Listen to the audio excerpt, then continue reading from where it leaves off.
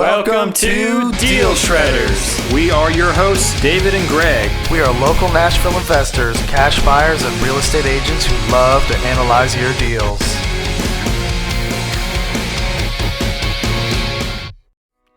Hey, fellow listeners, thanks for tuning in. If you have not already, please check us out on Facebook, like us on Instagram, subscribe to our YouTube channel, or listen to us on Anchor or any other podcast means. We would love if you would leave us a review or some stars if you like what you hear. You listeners are what make our podcast grow, so please don't forget to tell your friends. Thanks for tuning in to episode 4 of Deal Shredders. Today, we're here with Michael Gomez, the one and only. He is a licensed agent in the Nashville area, and we're going to talk specifically about his short-term rental experience in the Nashville area and also how he works his face off. Tune in to listen to Mike right now. Cool. Hey, guys, thanks for joining us this week on episode 4 of Deal Shredders with our buddy Mike Gomez. How's it going, y'all? What's up, buddy? Man, so Michael, I was so excited to hear that you wanted to join the show. I've been watching you now for quite some time and how you're slanging these short-term rentals. I mean, you're like the top 250 on the Hispanic realtors. I mean, this guy is the top of one of the top 2 in Williamson County for having 20 million in sales. That's a lot of deals, man.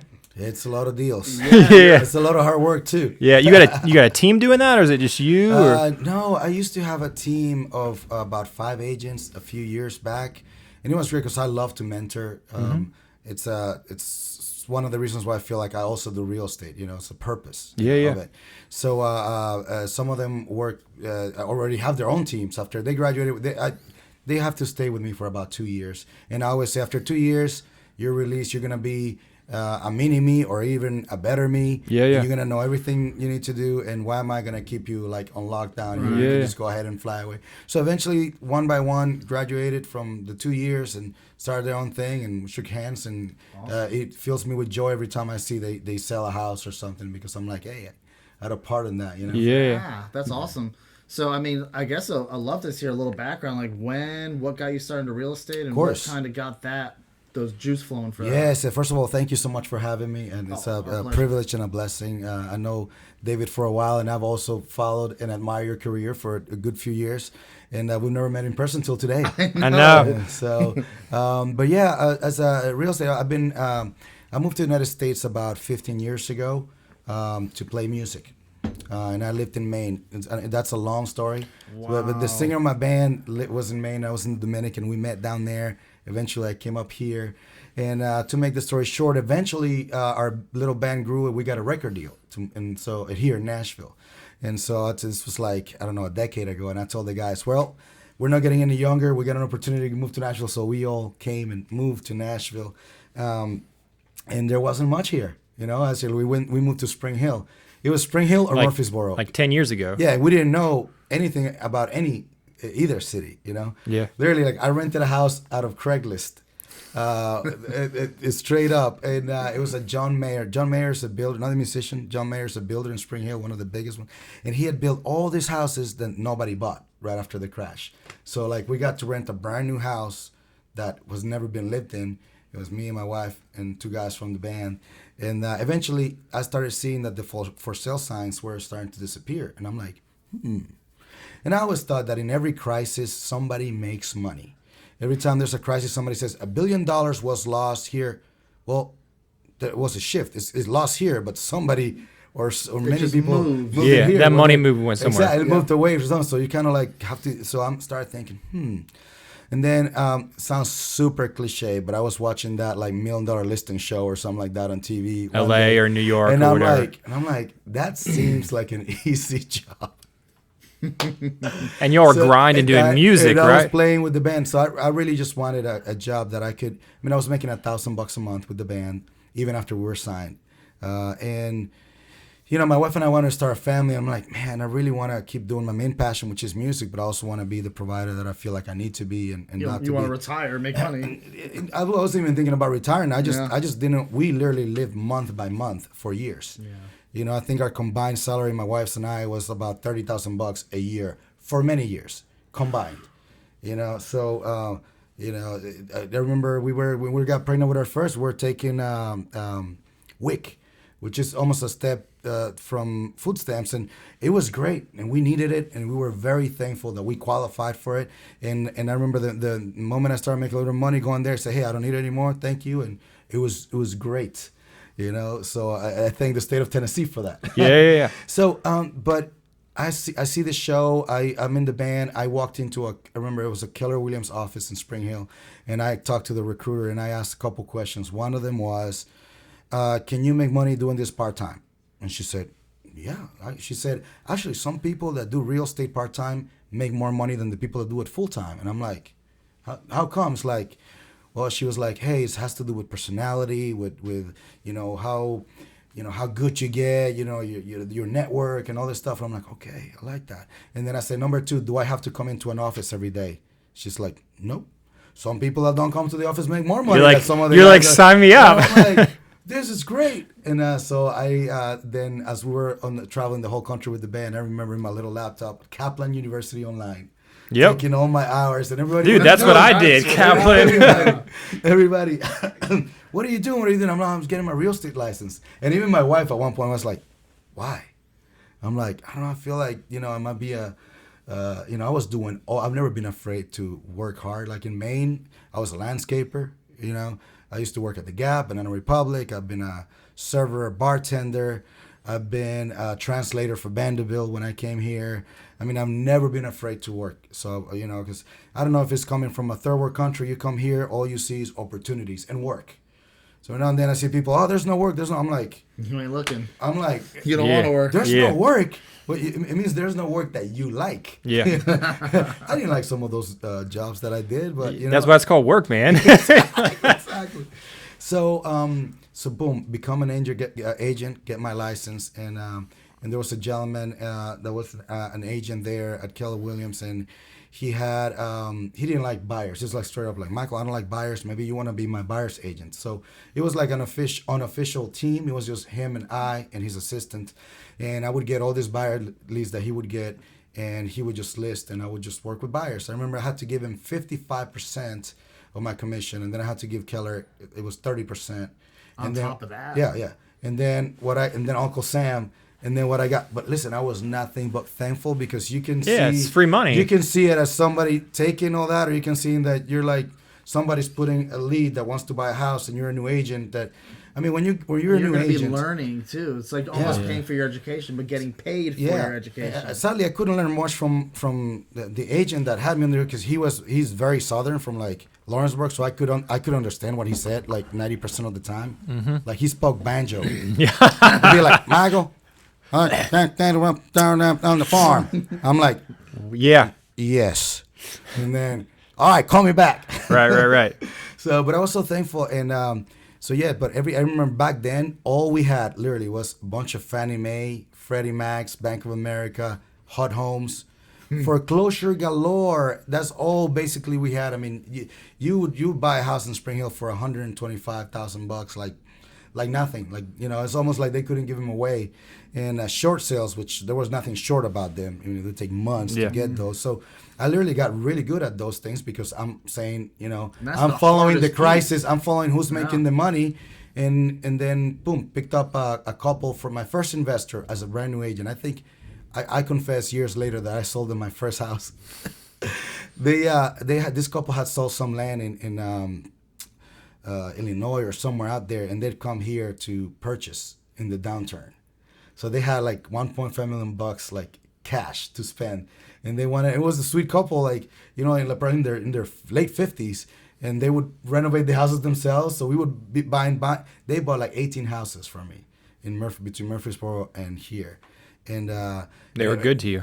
Yeah, no, they were really good, and of course, and even though I had to give out all this money away to the team and all those things, and I remember one month that I sold 4 houses as a brand new agent, basically. And I think my check was $10,000. I was like, is that the first time you'd ever made that much money in a month? Yeah, it was the first time I ever made that much money in my life. When I go from the Dominican, everything's in pesos. Yeah. $10,000 was like more money than I ever seen in my whole life, like combined, most likely. So I was like, wow, this is awesome. So I did that. I was a buyer's agent for about another year. I I sat with the gentleman that had took me under his wing. Said, "Hey, I think I'm gonna go on my own." And he was awesome. He was nothing but thankful.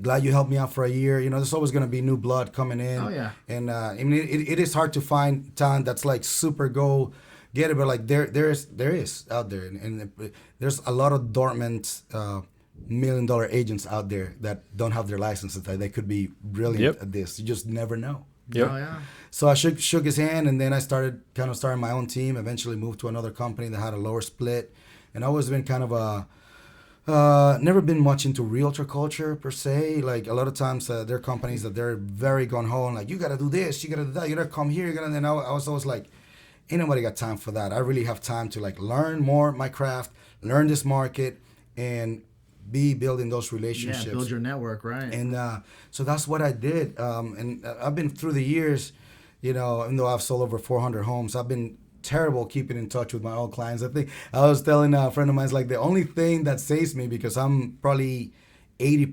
referral at this point. Like literally, I could put my phone like this every week and just wait. Somebody, 2, 3, 4 people are gonna call me and say, my mom, my cousin, I want to sell the house you got from me. I want an investment property. yeah. And it's awesome to be at that. But it's not because I keep touching base on a drip campaign or anything. It's like just awesome customer service. Yeah, they Like remember the experience. They remember that. It's like, and Is there anything specific that you do differently than most agents that think that kind of pops? yes, I would say the first thing, and this is the biggest complaint I get from clients that had worked with other agents, is my communication skills. They're like, you respond so fast. You respond, period. Like my other agent, I mean, I had to chase him down for this. Like, yeah, I feel like you call me all the time. You're always figure, at any given time, I'll have 20 deals under contract, even as a solo agent now. Sure. And it's like still finding the time to be able to make sure that everybody feels like they're my only clients. Right. So it's not that complicated, really. No. And then, of course, I'm pretty knowledgeable, regarding loans, I feel like people approach a real estate professional, you must know everything about You got to be everything. well-rounded. A to Z, For like, sure. Yeah. And if you don't know it, still say yes and Google it while they're Yeah, like, yeah. You can always find out. You don't Yeah, have, people don't yeah. realize realize you don't have to know everything. You just have to know how to Find- find the information. yeah. Like, look, you know Exactly. what? Great question. Let's look and we'll find out. Yeah, and also you have to, of course, as hungry as I was and still am on real estate and every deal, I would pick my battles. The other day, a client of mine from California called me about wanting to buy multifamily in Clarksville. And I've sold multifamily in Clarksville, but at this point I said, you know what? I know this lady agent out there. She used to help me before. So my client, she manages about 100 properties, and she's also a broker. How about you go to her? Yeah. And made the connection. I told her, hey, if you sell something, hook me up. We didn't even finalize a legitimate, you start building this trust amongst agents that remember my last 2 referrals, which were agents from a different brokers that sent me their short-term rental clients. I don't remember signing anything with them. I closed, they got paid. It was just like, hey, here's a client. We talked about a percentage so that there's no ambiguity or whatever, but it's just like you kind of develop that relationship. Maybe eventually you get burned, but there's more good guys than bad guys. Oh, yeah. Yeah. So That's a great way to look at it. So, I mean, I think you've got this career going for almost a decade now. You've kind of developed a niche. yes. This short-term rental, people know you as like, oh, Yeah. I see all the time. You're, Michael Gomez, and including me, because even if I know something, I'm going to go to you because I know you've probably researched it after the last time I did. Yes. You know what I'm saying? It's something that I research, that I stay on top of on a What do you daily love about basis. it? What made you get into that? So I bought my first one about 3 years ago. There was a complex on 2nd Avenue South, and I had an investor because I wanted to become an investor's broker because I felt like in any crisis or in any market, I'm gonna survive. Now, or if there's a downturn, if you get into that investor's niche, it's just never ending. They don't respect markets or season or if it's December or if it's whatever. They're just gonna buy if you find them a deal that makes sense to them. Yep. So I find out what makes sense to them. By the time they get it, it's very hard for them to say no because it's exactly what they've asked for or better. So that kept me going. But so I sold, I had a client in Franklin that wanted to buy just regular rentals, homes in the 300-400s or whatever. And at that point I said, hey, have you thought about, this Airbnb thing? He was looking at me like, no, but it's a good idea, whatever. So we started. So I sold him one, and then he brought back up, and I ended up selling 6 units in this development. So I looked at my wife and I said, hey, we already had regular rentals, a few rentals that we had bought in, Memphis and in here in Nashville and in Chattanooga. And I said, hey, instead of, like, what am I going to do with all this commission money? We have nothing, we just built our house, we're good, nothing going on. It's like, why don't you just buy one of these? So I bought a unit right there also. And we started, let me backtrack. Right before I bought that, about 8 months prior to that, I was flipping a house because I used to flip houses here too in Nashville. And I took a friend of mine, who he wanted me to mentor him on flipping houses and all that stuff and being an investor. Really nice guy. He had a little bit of money. So we put our money together and we got a townhouse. And in the middle of the flip, he tells me, hey, you know what? I kind of need a place to live. So, can I buy this out of us? And I said, that'd be $20,000, which is what I expected that I was going to make it of the whole deal. He said, all right, yeah, I'll pay you that. And he paid me $10,000. And then the other, he said, I'll pay you. I said, pay me within a year and we're good. Just keep the house. So we finished the flip. We refinanced. Everything's good. Everything's his name, whatever.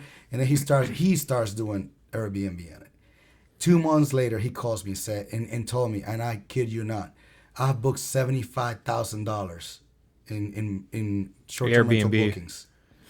And I said, in this house, we were all in at 210.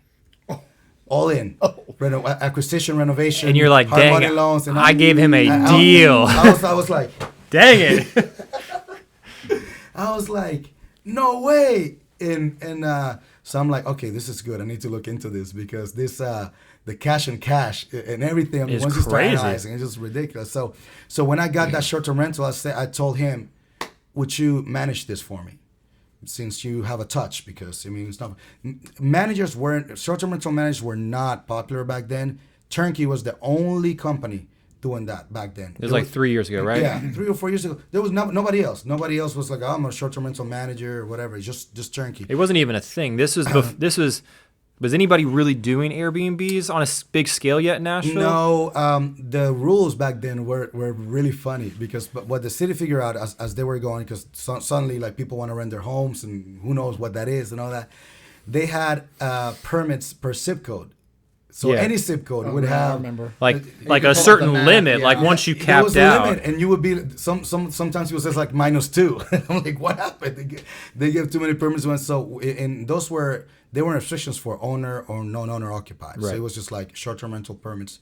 Total, period. yeah. And so anyways, I bought there, and then again, this my friend who eventually I encouraged to start his property management company, and he did, and he's one of the most successful local guys right now. Has, I don't know, maybe 50, 60 short-term rentals that he manages. And do you mind telling us who that is?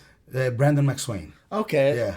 He's actually done some for my clients also, and he's my go-to guy. Over there at Cherokee, right? Yeah. Okay, it's Cherokee Vibe East. Exactly. So basically, that was Brandon flipping that house with me, buying his first house. Get out of here! Small world. I always brag that I make my friends money. Yeah. I brag on that. And you invest with your friends. Yeah, I make my friends money. People hang out with me. They make money sooner or later. Like they're gonna get the money. And even people that I don't know. Like yesterday, 2 days ago, I had a phone call. I don't know who gave this guy my number, but he says, "Hey, I'm calling you because I'm starting a company where it's a flat fee service for short-term rental maintenance." And I'm like, that's awesome. I had this idea a year ago, but I don't trust contractors enough to be reliable for this. Like, yeah, no. He's like, no, we want to charge $69 a month, and whatever we're there to repair whatever happens. And I'm like, parts and materials. No, then they'll charge you for that. But just for the labor, like you have somebody on call 24/7. It's in the middle of the night, they'll go, and I'm like, my friend, I don't know you, but you're about to be busy. But if you're legit, like, first of all, I'm gonna connect you with a handful of property managers in town because that's your thing, and then become a member of NASTRA, become a sponsor of NASTRA, and then. Can you explain what NASTRA is? NASTRA is the Nashville Association of Short-Term Rentals, yeah, which is an awesome resource.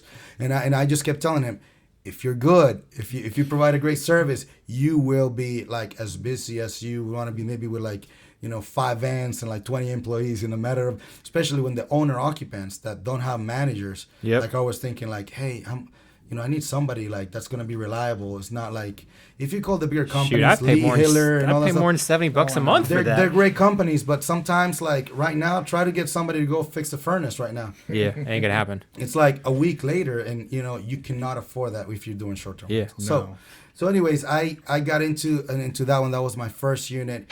And again, 2-3 months later, Brandon McSwain had that thing making money that, and I can talk about that deal because I bought that for $350. Okay. And it was a 2-bedroom. So you put 20% down, I I guess. put 15% down. 15? So there's the Bank of Tennessee has a commercial product that's 15% down. Why did I do 15? Well, I didn't have that less much cash money out of your back then. pocket, Well, yeah. I also had to furnish the place. So Yeah. so I was thinking, A lot of startup costs on those. yeah. So even though the loan is like after 5 years adjustable, so I know that down the road I'll have to refinance. I still like it allowed me to do that and then continue to buy other things. And eventually, I bought the one next to it together with my band, with 2 other guys from my band. And when I retired from the band, instead of having to cash me out, they signed off the property to me. So now I have 2 of those short-term rentals right next to each other, so one of them, just to give you an idea, one of them grossed 102,000 last year, and the other one 105.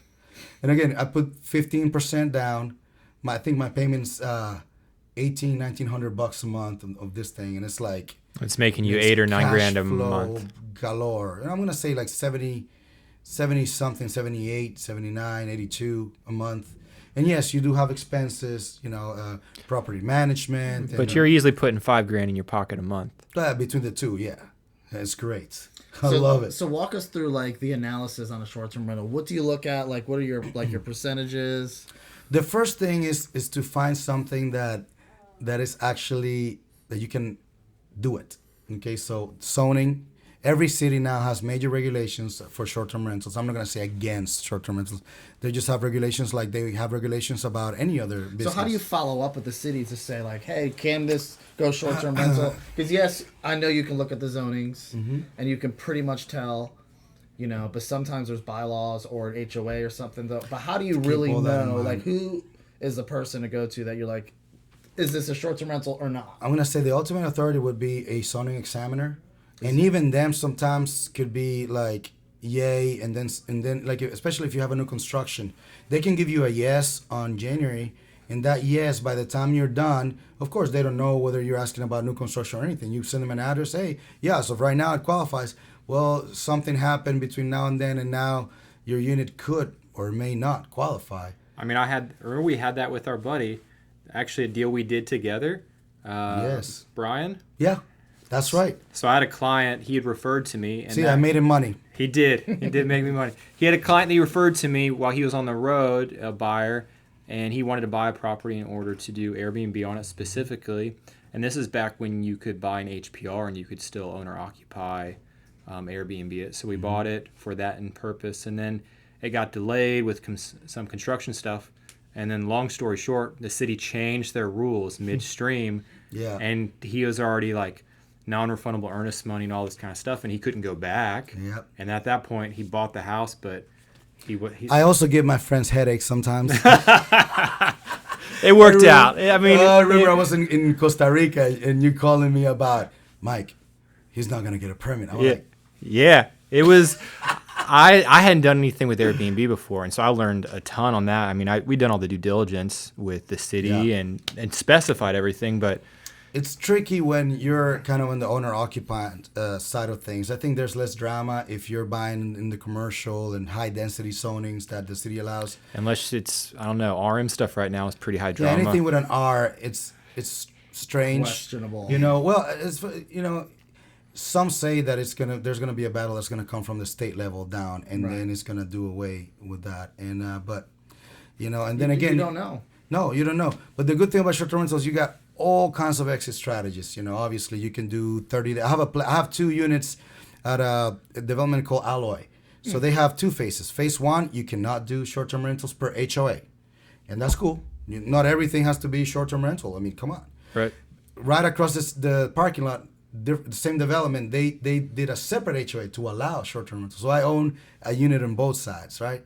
One is doing great, and then the other one, I was furnished it, and I was doing 30 days minimum rental, killing it. So what kind of who is renting for 30 days? Traveling nurses mainly. Really? Yeah, we've had a lot of. So how do you nurses. find those tenants, those type of tenants? There's a website called furnishfinders.com. Never heard of that. Furnishfinders.com. Furnishfinders.com. Yeah, and then Pretty there's cool. also just straight up Airbnb. Actually, most of them just came from Airbnb because in Airbnb, so no permit required from the city. So like the rules like change like crazy the moment you're gonna do more than 29 days rentals. Right, because they just think of it as a long-term It's rental. just a straight up long term rental, so you don't have to pay the hotel tax and you don't have to go get a permit or That's anything. some really good information. Yeah. So you Little really nugget. you want your lease to be 30 days or more. Yeah. And right at 30 days is perfect. Who cares if there's break of occupancy? You do have to check with the HOA, like you mentioned earlier, because, for example, I was analyzing a deal 2 days ago. It's a place called Bristol, West End, or some. It's like near Vanderbilt. Sure. So there, they have a restriction where you can minimum lease is 1 year, and some places will have minimum 6 months, There's minimum like 3 the months. Encore, the high rise, Right, exactly. Much like that. And that's the rules that work for them and good for them. So you can't just buy anything thinking even if you're an owner occupant. For example, if you buy on an SP,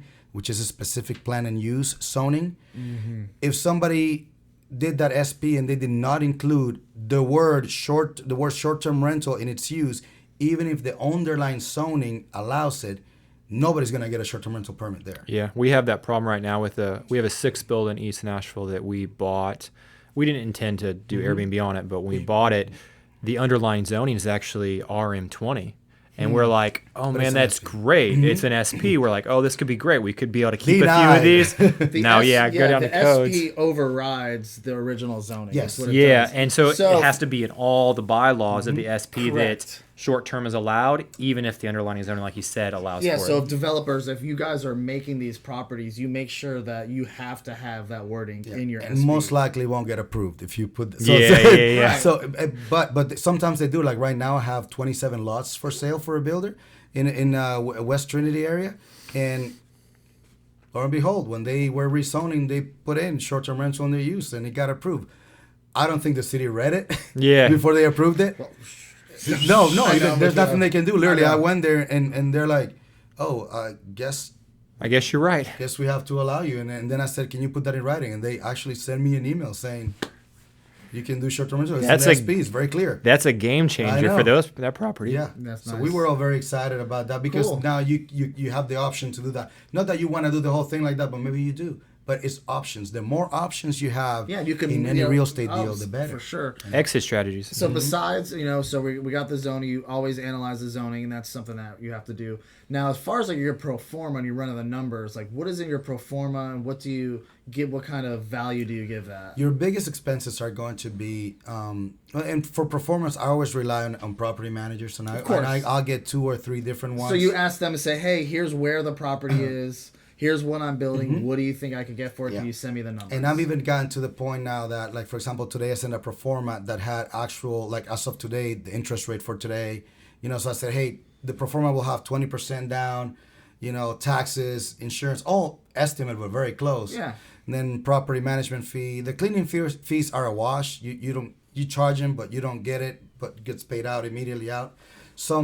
Some people can make money in that too. You can charge, if you're self-managed and you charge $150 per cleaning, your cleaner might just charge you $100. So now you're making $50 on the cleaning minus supplies if you want. Sure. Right. So there's all kinds of ways to try, but like So how much is the hotel tax of your pro forma?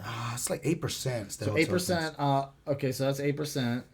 What do we use for property management fees? Normally you're gonna find 18% to be about the 18%. minimum. Sure. Now if you own a few, you can obviously, like every property manager is gonna want your business and they're gonna want to come down. Cut like, you a deal, maybe. Yeah, Yeah. and not all property managers are created equal. Like, you do get what you pay for. Yeah, Like, it's it makes true. me nervous when people are like, Yeah, but sometimes in the same note, sometimes you can pay a lot and still get some not great results. So it's like, you got to do your due diligence on whoever it is. Yeah. Find out, go look on Airbnb and see the ones they have listed.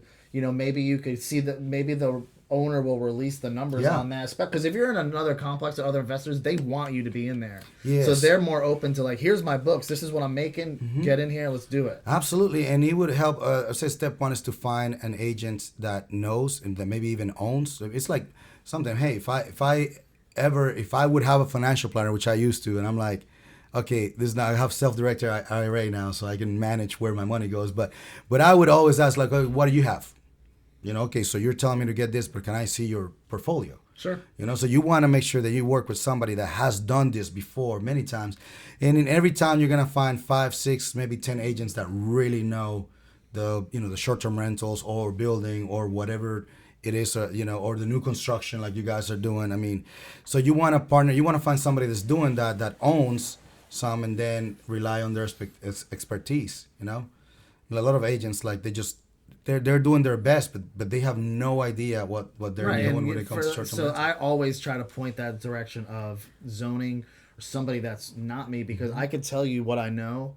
A, it could change, or B, maybe I'm wrong. And I want to be like, look, I may be wrong. You've got to do your own due diligence. So anyway, pro forma, hotel tax, property management, expenses. Cleaning. You have obviously you have electricity, internet, water. So you're paying all the utilities. You want to keep that in mind. Trash, everything that goes with like basically a normal house. Exactly.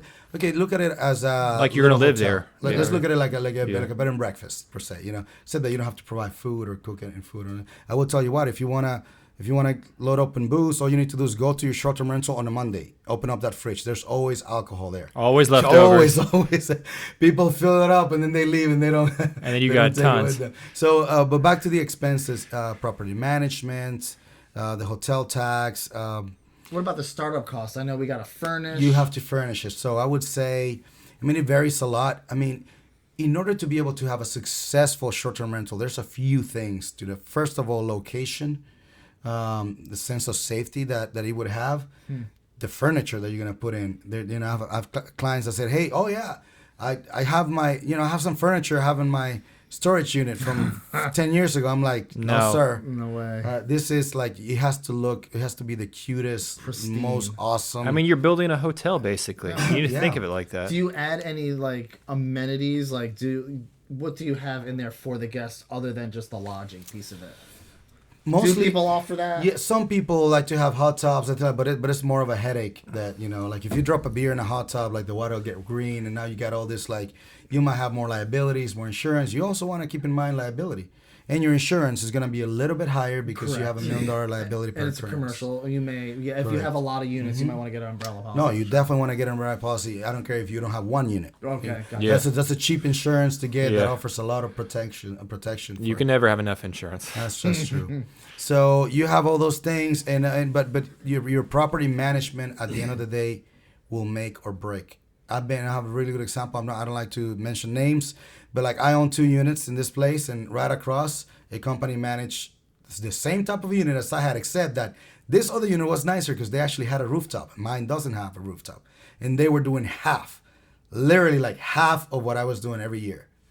And there's no rhyme or reason for something like that, except that maybe they just don't. Are there specific red flags? So let's just say I hired a property manager. I don't know Brandon. Let's just say I don't know him.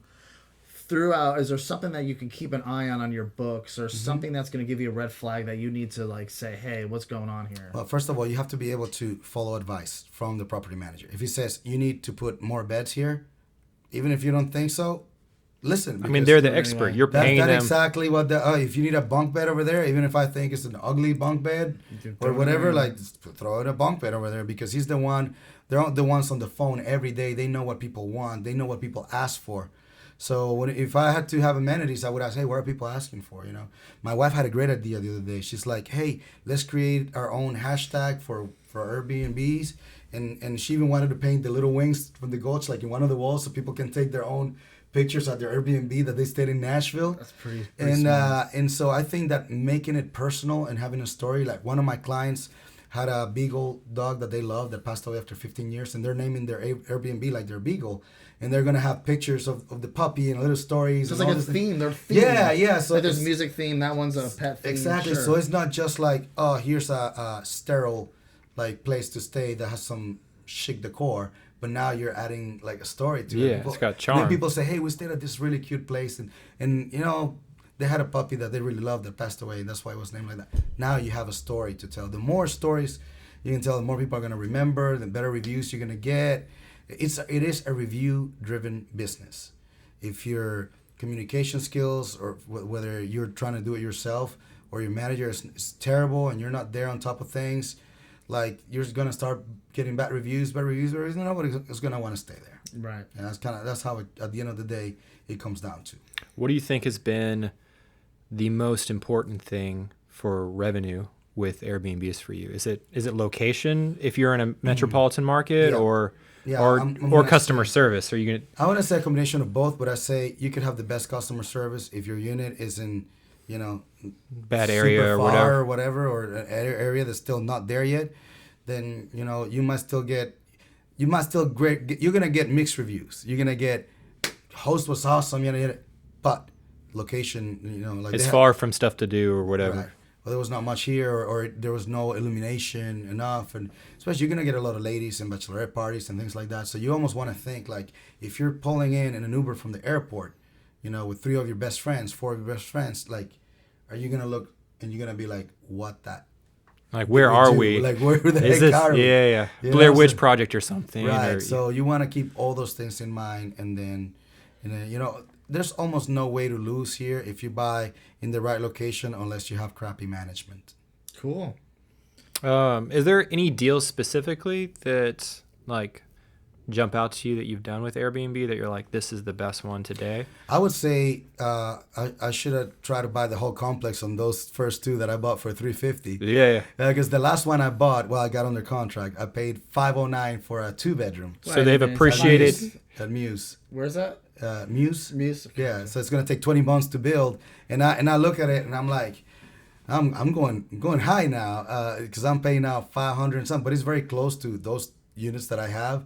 And the complex itself is like, it's gonna look amazing. So I'm like, and then of course there's a little bit of another value. My wife and I always wanted to have something like downtown, like for the future, that looked like that. Yeah. That we had like downtown views and all that stuff. So Maybe you want to live there one day.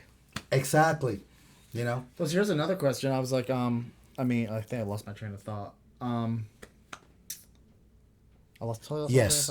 The answer is yes. Yes. Thank you. Yes. I had a good question too. I'll come back to it. Oh, we have some questions. Yeah, you might have already answered it, kind of, but someone wants to know, is it better to do 1 or 2 bedrooms? About how many weeks do they short-term rental throughout the year, weekly or 3-day weekends on Airbnb?